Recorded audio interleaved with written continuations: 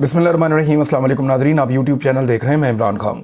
सबसे पहले तो मैं अपनी बरादरी से एक छोटा सा गिला कर लूँ मादरत के साथ कि फैसल वाडा मिठाइयाँ बांट रहा था और आप खा रहे थे। ये आइन की तदफीन की है उन्होंने। यही आइन आपको तहफ़्फ़ुज़ देता है, आपके बच्चों को तहफ़्फ़ुज़ देता है।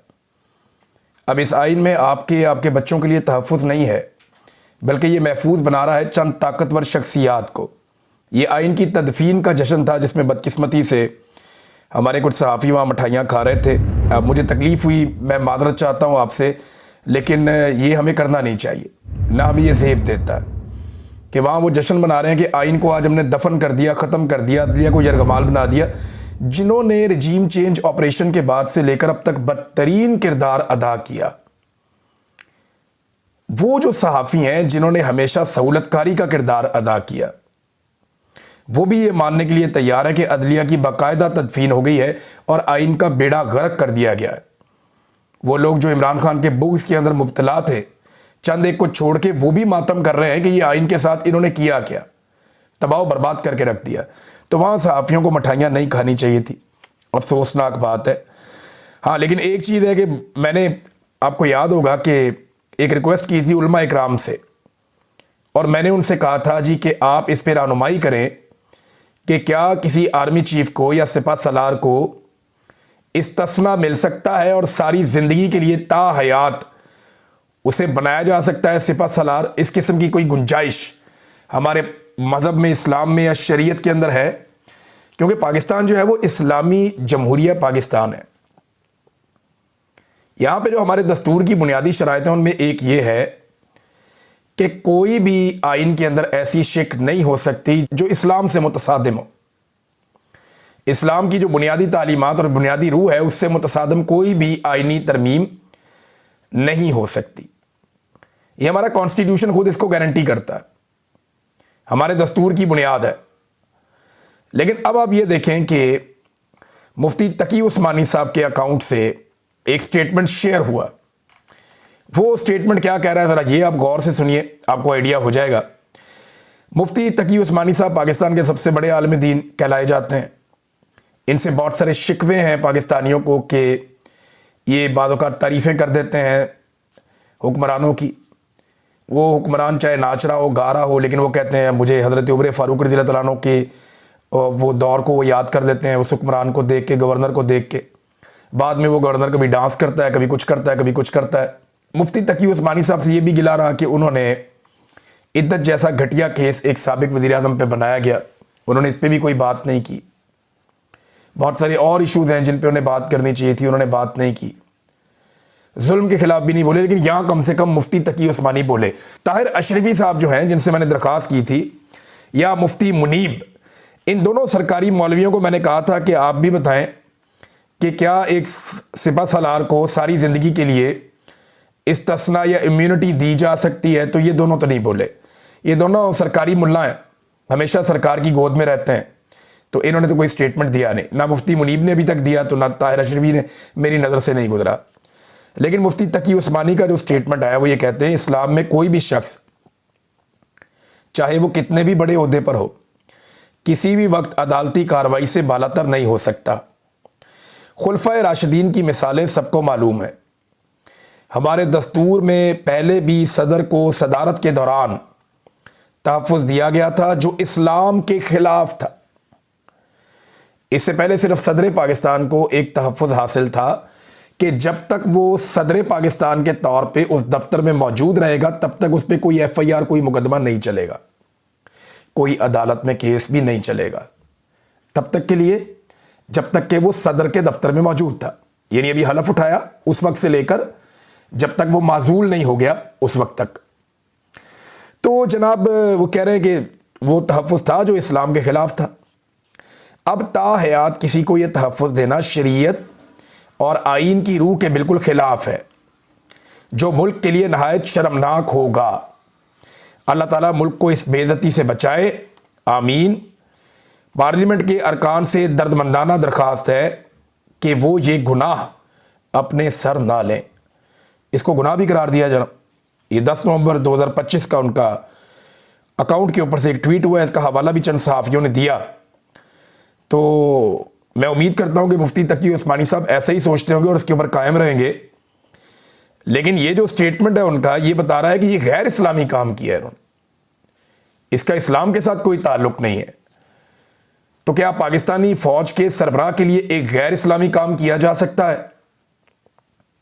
मेरा ख्याल है कि किसी किस्म की कोई गुंजाइश होनी नहीं चाहिए, या इस तरह की बात की नहीं जानी चाहिए। सदर पाकिस्तान का तो सारे नाम ले रहे हैं, आर्मी चीफ का नाम कोई क्यों नहीं ले रहा? सदर को तो पहले भी इस्तिस्ना था, लेकिन उसकी ड्यूटी के ड्यूरेशन के दौरान था कि जब तक वो ड्यूटी कर रहा है तब तक के लिए इस्तिस्ना, लेकिन ड्यूटी खत्म, इस्तिस्ना खत्म, और वो भी गलत था। लेकिन अब इस्तिस्ना दे दिया मरते वक्त तक के लिए, यानी जिसको भी आपने महफूज बनाना है, पाकिस्तान में 10-15 लोग हैं जिनको महफूज बनाना चाहता है पूरा का पूरा सिस्टम मिलकर, जो अलीट के भी अलीट हैं, तो उन्हें एक एक मरतबा सदर बना दें आप पाकिस्तान में। उसके बाद वो जो मर्जी करते रहें, काला बाजारी, चोर बाजारी, कत्ल गारतगिरी, दंगा फसाद, पाकिस्तान के अंदर जितना मर्जी लूट मार तबाही करप्शन, कुछ भी करें, आइन तोड़ें, उन्हें कोई नहीं पूछेगा। उनको कोई अदालत नहीं पूछ सकेगी, क्योंकि वो एक मरतबा सदर रह चुके होंगे और फील्ड मार्शल को वैसे ही ये सहूलत मिल गई साथ में। ये जरा स्टेटमेंट आप देखें अंसार अब्बासी साहब का, इन्होंने पूरी सहूलतकारी की है मौजूदा रजीम की। अच्छा, हमारे बहुत सारे सहाफ़ी हैं, जब रजीम चेंज हो रहा था ना, तो वो बड़े हमायती थे रजीम चेंज के। इनमें हामिद बीर साहब भी हैं और बहुत सारे हमारे जर्नलिस्ट दोस्त हैं जो इसका हिस्सा थे। मुतीउल्लाह जान साहब हैं, वो बहुत पसंद करते थे उस वक्त रजीम चेंज को, बहुत तनकीद करते थे। हमारे और दोस्त हैं बहुत सारे, मैं कहना नहीं चाहता, लेकिन वक्त के साथ साथ उन्हें समझ आई कि ये कितनी बड़ी ज़्यादती हो रही है, कितना बड़ा जुल्म हो रहा है। तो हर एक की ज़िंदगी में फेजेज आते हैं, हम सारे इससे गुजरते हैं, हम सारे खता के पुतले होते हैं। लेकिन ये जो अंसार अब्बासी साहब हैं, ये तो लगातार अब तक सपोर्ट कर रहे हैं। एक लम्हे के लिए भी इन्होंने इस हाइब्रिड निज़ाम की सपोर्ट से अपने हाथ पीछे नहीं खींचे। इनके कलम ने लगातार सहूलतकारी की है मौजूदा रजीम के लिए। और अब जनाब वो फरमा रहे हैं कि 27वीं आइनी तरमीम के पास होते ही सदर जरदारी पर कायम करप्शन के तमाम मुकदमात ख़त्म शुद। सिर्फ यही नहीं, मुस्तकबिल में भी चाहे वो कुछ भी कर लें, करप्शन का कैसा भी इल्ज़ाम उन पर लगे, लेकिन अब उनके खिलाफ कोई मुकदमा कायम नहीं होगा, फुल स्टॉप। पार्लियामेंट इस कारनामे पर मुबारकबाद की मुस्तहिक है अंसार अब्बासी। अंदाज़ा कीजिए आप, ये जनाब अंसार अब्बासी साहब का स्टेटमेंट है। यहाँ पे भी उन्होंने डंडी मारी, उन्होंने सिर्फ जिक्र किया आसिफ अली जरदारी का, उन्होंने फील्ड मार्शल आसिम मुनीर का जिक्र नहीं किया। 22वें ग्रेड का ऑफिसर है, सरकारी ऑफिसर है, उसे किस बात का इस्तिस्ना चाहिए भाई? सरकारी ऑफिसर है, पब्लिक मनी से तनख्वाह लेते हैं, हम मुराद देते हैं, जवाबदेह होना चाहिए, उन्हें इस्तिस्ना दे दिया। उस पर बात नहीं करेंगे अंसार अब्बासी साहब। वहाँ कलम टूट जाता है, पर जल जाते हैं, वहाँ कांपें टांग जाती हैं, वहाँ बात नहीं करेंगे। बात करेंगे जरदारी पे बात करेंगे। हालांकि ये सब जानते हैं कि असल में जो इस्तिस्ना वाला मामला था वो फील्ड मार्शल आसिम मुनीर के लिए था, कि फील्ड मार्शल आसिम मुनीर को जब तक वो जिंदा हैं तब तक किसी मुकदमे में कभी भी मुलव्वस नहीं किया जाएगा, क्योंकि ये खदशा मौजूद है जो कुछ उनके दौर में हुआ उनके गले पड़ जाएगा, लिहाजा उन्हें कुछ ना कहा जाए। तो असल जो तजवीज़ थी वो ये थी, जो डिमांड थी तरमीम के अंदर, कि फील्ड मार्शल को महफूज बनाया जाए, उनको तहफ़्फ़ुज़ दिया जाए उनके मरते वक्त तक के लिए। ये तो पीपल्स पार्टी के सामने जब आई तो उन्होंने कहा जी फील्ड मार्शल को तो कर रहे हैं, हमें भी करने लगे हाथों। तो उन्होंने जरदारी साहब के लिए भी इस्तिस्ना ले लिया। अगर धांधली से हुकूमतें बनानी है, 2 नंबर तरीके से बनानी है, तो दोबारा हुकूमतें ऐसी ही बनाई जाएंगी, कभी पीपल्स पार्टी कभी PMLN। तो वो जानते हैं कि ये ओहदा उनके पास अगर रहेगा तो वो अपने बंदे, मजीद 2-4 बंदे भी अकोमोडेट कर सकते हैं इस ओहदे के ऊपर। लेकिन ऐसा नहीं है, कभी के दिन लंबे और कभी की रातें, ये सूरत हाल ऐसे हमेशा रहेगी नहीं। मुबशर ज़ैदी साहब ये एक जर्नलिस्ट हैं, बड़े अच्छे जर्नलिस्ट हैं, तुर्की में होते हैं आजकल। तो इन्होंने एक बात की और बड़े वसूख के साथ की है। देखिए, खबरें सहाफ़ियों की गलत हो जाती हैं बाद औक़ात हमें खबर मिलती है, उसकी तस्दीक नहीं हो पाती, हम वो देते ही नहीं। बाद औक़ात खबर मिलती है, उसकी तस्दीक हो जाती है, हम वो खबर शाया करते हैं। बाद औक़ात खबर मिलती है, उसकी तस्दीक भी हो जाती है, लेकिन बाद में पता चलता है सिचुएशन बदल गई तो खबर बदल गई, हालात बदल जाते हैं ना। लेकिन बाद औक़ात ऐसी खबर हम दे देते हैं कि जो दुरुस्त साबित नहीं होती। ये कई दफ़ा सहाफ़ियों के साथ हो जाता है और सहाफ़ी अपनी खबर को वापस भी लेते हैं। इन्होंने कहा जी मेरी बात लिख लें, ये मालूमात की रोशनी में कह रहा हूँ मैं, फील्ड मार्शल सदर बनेंगे और इस्तिस्ना इसी तनाजुर में है। पीपल्स पार्टी के बुरे दिन पहले शुरू होंगे और केसेस खुल जाएंगे। फिर नून लीग की बारी आएगी। पीटीआई के लिए सख्त दौर 2 बरस चलेगा। ये तो नजूमियों वाली बात कर दी मुबशर जैदी साहब ने। मैं तो हैरान हूँ कि इतनी पक्की इन्फॉर्मेशन उनके पास कहाँ से आई। मुझे जिस बंदे ने इन्फॉर्मेशन दी उसने ये कहा कि ये फील्ड मार्शल साहब ये वाला टन्योर मुकम्मल करके 5 साल करेंगे और उसके बाद फिर शायद ये चले जाएंगे गल्फ़ में, और उसके लिए इस्तिस्ना ये ले रहे हैं कि बस मैं यहाँ से निकल जाऊँ और मेरी जान छूटे और उसके बाद मैं अपने आप को सिक्योर कर दूँ। लेकिन मुबशर जैदी साहब कह रहे हैं कि ये तो सदर पाकिस्तान भी बनेंगे। पहले तबाही कम हो गई है, अब वो सदर पाकिस्तान भी बनेंगे। तो सदर पाकिस्तान बनने के लिए वोट कहाँ से लेंगे, सवाल ये पैदा होता है। क्या पीपल्स पार्टी से वोट लेंगे? क्योंकि पीपल्स पार्टी से अगर वो वोट लेंगे तो इसी ट्वीट में उन्होंने कहा कि पीपल्स पार्टी के बुरे दिन शुरू हो जाएंगे। फिर पीपल्स पार्टी क्यों वोट देगी? क्या पीएमएलएन से वोट लेंगे? इसी ट्वीट में उन्होंने कहा कि फिर पीएमएलएन की बारी भी आ जाएगी। पीटीआई अगर वोट देगी आसिम मुनीर साहब को तो फिर तो उनको डूब के मर जाना चाहिए। तो कौन उन्हें वोट देगा? ये वोट कोर कमांडर्स ने तो नहीं देने कि आप सदर पाकिस्तान बन जाएं। वोट तो पार्लियामेंट ने देना है। और आसिम मुनीर साहब की अपनी ज़ाती पॉलिटिकल पार्टी तो कोई नहीं है। अभी पीएमएलएन पे उनका कब्जा है, या जो पीडीएम की जमातें हैं उनके ऊपर उनका कंट्रोल है। लेकिन वो मफाद का है ना मामला सारा, कुछ लो और कुछ दो। अगर पीएमएलएन और पीपल्स पार्टी को फंसा के उनके गले में शिकंजा डाल के वो सदर पाकिस्तान बन जाते हैं तो सदर बनने के बाद क्या वो उतना ही मजबूत रहेंगे? ये भी सवाल है। मेरे ख्याल में अभी बड़ा अर्ली है और हो सकता है कि ये खबर दुरुस्त साबित ना हो, मुमकिन है हो भी जाए। लेकिन मुबशर जैदी साहब ने खबर दी है और बड़े वसूख के साथ कह रहे हैं जनाब ये खबर मेरी ठीक है। अब नाज़रीन, इरफान सिद्दीकी साहब इंतकाल कर गए। अल्लाह ताला उन्हें गरीक रहमत करे, उनके लिए दुआ करनी चाहिए। जो मुसलमान दुनिया से चला जाए उसके लिए दुआ करनी चाहिए, उसकी मगफिरत के लिए दुआ करनी चाहिए। लेकिन बदकिस्मती से इरफान सिद्दीकी साहब ने अपनी ज़िंदगी के आखिरी अयाम तक जुल्म, जबर, फस्तायत, मैंडेट चोरी को तहफ़्फ़ुज़ दिया। उन्होंने इसकी हमायत की, जुल्म की, बर्बरियत की उन्होंने हमायत की अपनी ज़िंदगी के आखिरी वक्त तक। बहुत अफसोसनाक है। हालांकि अपनी ज़िंदगी में उनके ऊपर भी मुश्किलात आईं, उनके लीडर मियाँ नवाज शरीफ साहब के ऊपर मुश्किलात आईं, उनकी फैमिली पे मुश्किलात आईं। खुद चंद दिन के लिए गिरफ़्तार भी रहे इरफान सिद्दीकी साहब, इनको हथकड़ियाँ भी लगी। लेकिन इसके बावजूद जब इन्हें दोबारा इक़्तिदार लेने का मौका मिला तो ये मिलिट्री एस्टेब्लिशमेंट के ज़रिए से ना सिर्फ इक़्तिदार में आए बल्कि मरते दम तक इन्होंने जबर, फस्तायत, जुल्म और मैंडेट चोरी, इन तमाम चीज़ों की हमायत की। बहुत अफसोसनाक है। अल्लाह रब्बुल इज़्ज़त उनके लवाइकीन को सब्र अता फरमाए। लेकिन यहाँ पे एक बड़ा अजीबोगरीब किस्म का मामला खड़ा हो गया। ये मामला मेरे ख्याल में खबर जो ब्रेक की थी ना, वो हमारे एक जर्नलिस्ट हैं इसरार अहमद राजपूत, ये खबर शायद उन्होंने ब्रेक की थी। और कुछ और सहाफ़ी हैं वो कह रहे हैं जी उन्होंने ब्रेक की है कि इरफान सिद्दीकी साहब का इंतकाल हो गया। उस वक्त चल रहा था सेनेट का इजलास। इन सहाफ़ियों ने या कुछ लोगों ने ये कह दिया जी वो इंतकाल कर गए, जबकि कुछ सहाफ़ी दूसरी तरफ से कहना शुरू हो गए नहीं जी वो भी ज़िंदा है। अब प्रॉब्लम क्या था, इस पर अलग अलग राय है। जो ये कह रहे हैं कि उनका इंतकाल हो गया वो बज़िद हैं कि जी वो फौत हो गए थे।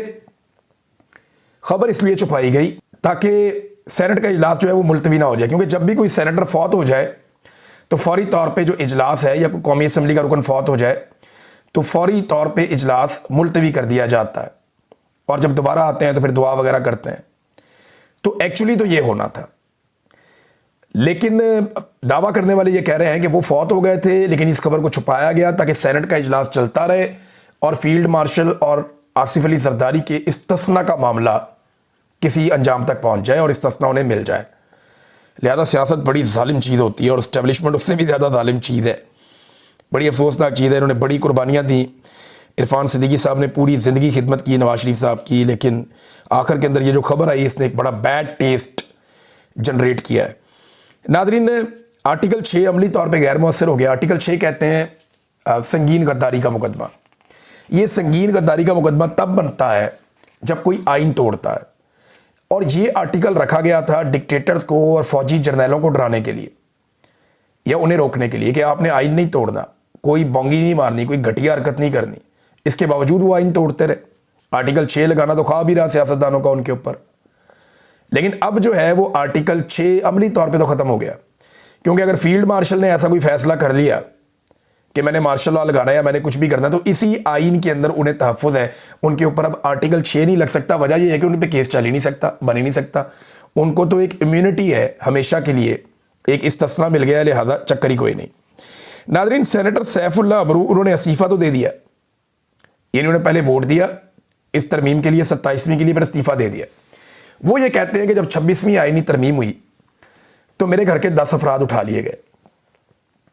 फिर वो ये कहते हैं कि पीटीआई ने मेरे लिए आवाज़ ही नहीं उठाई, और उसके बाद जो है वो फिर मैं मजबूर हो गया, तो आज मैंने ये वोट टाल दिया है और मजबूरी में वोट दिया है, लिहाजा अब मैं इस्तीफ़ा देकर जा रहा हूँ, मेरा इस्तीफ़ा मंजूर कर दिया जाए। तो यहाँ जो कमर जैदी साहब हैं, उनका ये मानना है कि सूरत कुछ और थी, कि जिस मजबूरी की सेनेटर सैफ जो बात करें ना, वो घर के बंदे अगवा होने वाली नहीं है। ज़राए के मुताबिक सैफुल्लाह अबरू पर झूठे हलफनामे, ज़रई ज़मीन छुपाने और नैब केसेस के इल्ज़ामात थे। इनके खिलाफ रेफरेंस आर्टिकल 63 के तहत चेयरमैन सेनेट यूसुफ रज़ा गिलानी ने भेजा हुआ था। सेनेटर शहादत ऐवान ने इनके खिलाफ दरख्वास्त दी थी। इलेक्शन कमीशन ऑफ पाकिस्तान ने सब नज़रअंदाज कर दिया और सिकंदर सुल्तान राजा ने फैसला सुनाते हुए केस खारिज कर दिया। आज के दिन के लिए इनको बचाया गया था, यही उनकी मजबूरी है बस।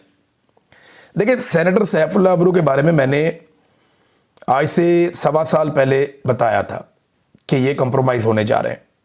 उस वक्त इन्होंने मुझे टेलीफोन कॉल की थी, कुछ सहाफ़ियों को इन्होंने धमकाया भी था कि मैं आपके ऊपर केस करूँगा, मेरा कोई ताल्लुक़ नहीं है इस सारी बात से। जब मेरे साथ इन्होंने बात की तो मैंने इनसे पूछा था, आप पे कोई दबाव है? इन्होंने कहा जी बिल्कुल नहीं। मैंने इनसे पूछा, आप परेशान हैं? इन्होंने कहा जी बिल्कुल नहीं। मैंने कहा, आप इमरान खान को छोड़कर जा रहे हो? उन्होंने कहा जी बिल्कुल, कभी सवाल ही पैदा नहीं होता कि मैं इमरान खान की मर्ज़ी के खिलाफ वोट डालूं। अगर उस वक्त इनकी फैमिली के अरकान अगवा हुए थे तो मुझे ये बता सकते थे कि ये प्रॉब्लम है या ये डर है। और पीपल्स पार्टी की हुकूमत है सिंध में, पीटीआई की तो नहीं है। और अगर वहाँ इनकी फैमिली को कोई प्रॉब्लम है तो पीटीआई तो खुद सारी की सारी ज़ेर-ए-ताब है, बेशुमार लोग जेलों में गिरफ्तार हैं। तो ये सेनेटर साहब का मामला कुछ और है, डाल किसी और के खाते में रहे हैं। और यूसुफ रज़ा गिलानी ने वैसे भी कह दिया हम आपको दोबारा सेनेटर बना देंगे, तो कोई और बना देगा। ये फैसल वाडा बन गया, कोई और भी बना देगा, फिर बन जाएगा। ये रोला कोई नहीं है। मोहसिन नकवी सेनेटर बन गया, वो औरंगज़ेब बन गया, बेशुमार ऐसे सेनेटर लगे फिरते हैं, ये फिर बन जाएंगे सेनेटर। क्या फ़र्क पड़ता है इससे? तो मुल्क को तो इन्होंने ऐसे ही चलाना है, मिलिट्री एस्टेब्लिशमेंट ने मजाक बना बना के। तो जो खबर मैंने 1.25 साल पहले दी थी, देखें वो कैसे दुरुस्त साबित हो रही है। इसी आइनी तरमीम में नाज़रीन, शौकत अजीज़ सिद्दीकी साहब, ये करैक्टर याद रखिएगा, नवाज शरीफ और मरियम नवाज़ को बहुत पसंद है। उनके केसेस में उनकी माजी में मदद भी की। और इसके अलावा ये शौकत अजीज़ सिद्दीकी साहब, इनका जलसों में भी नवाज शरीफ और मरियम नवाज़ जिक्र करते रहे। जनरल फैज़ के साथ इस आदमी की कोई दुश्मनी भी रही है माजी में। इनके ऊपर करप्शन के बड़े संगीन इल्ज़ामात कुछ सहाफ़ी खुद से बैठ के प्राइम टाइम टीवी चैनल्स के ऊपर भी लगा चुके हैं। तो पहले जो ड्राफ्ट था ना, उसके अंदर ये था कि जो एक बनाया जाएगा ना आईनी अदालत, तो उसमें कम से कम जो क्वालिफिकेशन होगी वो 60 साल तक हाई कोर्ट का जज रहा हो वो बंदा, तो उसे वफाकी आईनी अदालत का हिस्सा बनाया जाएगा। अब उसको कम करके 5 साल कर दिया गया। उसकी वजह यह है कि शौकत अजीज़ सिद्दीकी साहब 6 साल 11 माह तक हाई कोर्ट के जज रहे, उनका 1 महीना कम था। लिहाजा वो 1 महीना कवर करने के लिए इस मुद्दत को नीचे 5 साल तक लाया गया। तो शौकत अजीज़ सिद्दीकी समेत कई और बंदे अब ऐसे हैं जिन्हें वफाकी आईनी अदालत का हिस्सा बनाया जा सकता है। लिहाजा ये अब तरीक़ाकार है इनका। तो आइन है ना, उसको इन्होंने कागज़ का ऐसा टुकड़ा समझ लिया है कि जो इनकी ख्वाहिश है उस पर लिख के इस वक्त तरमीम बना देते हैं। 17 सीटों वालों को जब आप 2/3 अक्सरियत देंगे तो फिर उनसे आप जो मर्ज़ी करवा लें। मोहम्मद ज़ुबैर साहब ने बड़ा ओपनली बताया, उन्होंने कहा जी कि एक आदमी का जो खौफ है उसने इस रजीम को कहाँ तक पहुँचा दिया है कि पार्टी सिंबल भी ले लिया, पूरा 2024 का इलेक्शन छीन लिया, धांधली ज़्यादा कर दिया, नून लीग को इंस्टॉल कर दिया गया जिसने सिर्फ 17 सीटें जीती थी, 26वीं तरमीम पास कर ली, पीका के लॉज जो है वो पास कर लिए गए और अब 27वीं अमेंडमेंट भी कर दी गई। वो ये कह रहे हैं कि for all fair of one man Imran Khan who has been in jail throughout this period. ये सारा कुछ इमरान खान के डर की वजह से किया गया, जो इस सारे दौरानिए में जेल के अंदर रहा। आप सिर्फ ये सोचिए कि अगर वो बाहर होता तो क्या होता। तो बात तो मोहम्मद ज़ुबैर ठीक कर रहे हैं, दुरुस्त बात है उनकी। अब नाज़रीन, मुख्तलिफ़ किस्म की तौजीहात दी जा रही हैं कि जनाब ये वजह है जिसकी बिना पर यह 27वीं आइनी तरमीम पास की गई है और आर्मी चीफ को इजाफी इख्तियारात और इस्तिस्ना दिया गया है, लेकिन लोग मान नहीं रहे।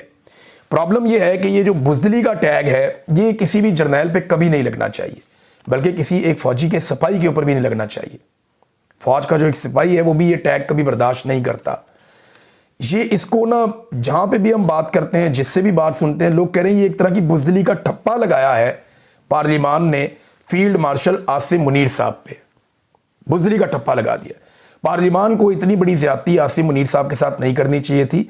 और अभी भी क्योंकि देखें उलमा इकराम भी बोल पड़े हैं, वो भी ये बात कर रहे हैं, तो फील्ड मार्शल को खुद से चाहिए कि वो दरख्वास्त करें मौजूदा हुक्मरानों से और उनसे ये कहें कि खुदा का वास्ता मैं इतना बुज़दिल नहीं हूँ, मैं इतना डरपोक नहीं हूँ, मैं इतना सहमा हुआ नहीं हूँ कि तुम मेरे लिए जो है वो एक आइन की दीवार मेरे इर्द गिर्द खड़ी कर रहे हो। तो फील्ड मार्शल साहब को खुद इन्हें बताना चाहिए कि वो बुज़दिल नहीं है, वरना ये जो बुज़दिली का ठप्पा उनके ऊपर ये सियासतदान मिलके चिपका रहे हैं ना, वो उनके साथ चिपका रहेगा, उनकी नस्लें इसको याद रखेंगी। ये बड़ी अफसोसनाक बात है कि फील्ड मार्शल के ऊपर इतना बड़ा ठप्पा लग जाए। अगर आप कंपैरिजन करें तो देखें, मुकाबला तो इमरान खान का और फील्ड मार्शल का है ना आपस में, तीसरा तो कोई मुकाबले में है ही नहीं। तो ज़रा गौर कीजिएगा आप, एक आदमी जेल में बंद है, 300 मुकदमात हो गए, वो डरता ही नहीं है, खुलकर बात करता है, बार बार कहता है मार दो मुझे, मर जाऊंगा, सरेंडर नहीं करूंगा, गुलामी नहीं करूंगा, नहीं मानता किसी की बात। दूसरी तरफ एक दूसरा आदमी जो फील्ड मार्शल इमरान खान के मुकाबले में है, वो जेल से बाहर है, इस वक्त पाकिस्तान का स्याह और सफ़ेद उनके कंट्रोल में, लेकिन इसके बावजूद वो एक मुकदमे से, एक पेशी से, एक केस से, यानी वो इतने खौफजदा हैं कि पूरे निज़ाम ने मिलके उनके लिए एक आइनी तरमीम कर दी और ताहयात किस्म का एक वाहयात इस्तिस्ना उन्हें दे दिया गया। मेरे ख्याल में फील्ड मार्शल को चाहिए कि इनको शटअप कॉल दें और इन्हें कहें कि मैं बुज़दिल नहीं हूँ, मुझे ये इस्तिस्ना और ये सारी ज़िंदगी की सहूलतें और मुराद नहीं चाहिए। उन्हें ये कहना चाहिए, इससे फ़ौज की बतौर इदारा इज़्ज़त में इजाफा होगा, वरना एक अजीब सा जो है ना वो एक कन्फ्यूजन भी कायम रहेगा और एक बोझ रहेगा सबके ऊपर। अब तक के लिए इतनी, अपना ख्याल रखिएगा, अपने इस चैनल का भी। अल्लाह हाफ़िज़।